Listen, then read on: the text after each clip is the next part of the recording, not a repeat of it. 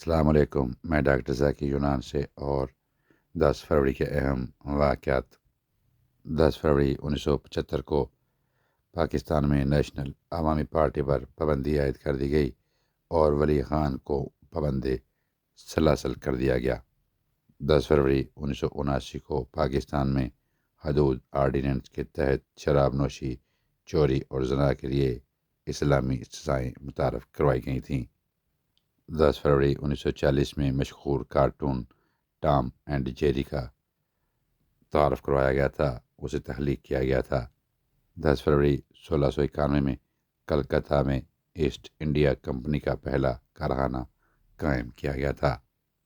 10 فروری 1771 میں افغانوں کو دلی سے نکالنے کے لیے مراٹھا فوج دلی میں آئی اور مغل بادشاہ شاہ عالم کے بیٹے کو عارضی طور پر بادشاہ بنا دیا۔ 10 فروری 1763 میں فرانس کے ہندوستان کے مابین ایک معاہدہ کے بعد 10 دن والی جنگ ختم کر دی گئی۔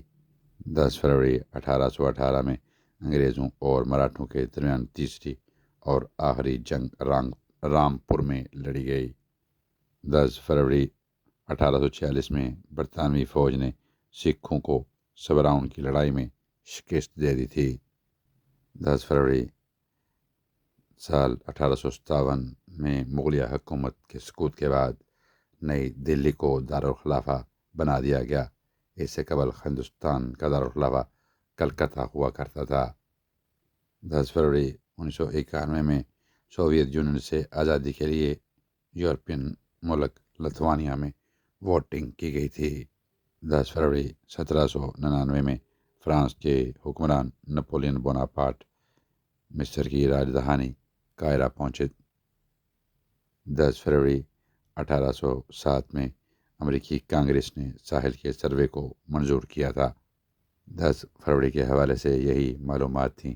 اجازت دیجیے، اپنا بہت سا خیال رکھیں۔ ٹیک کیئر، اللہ حافظ۔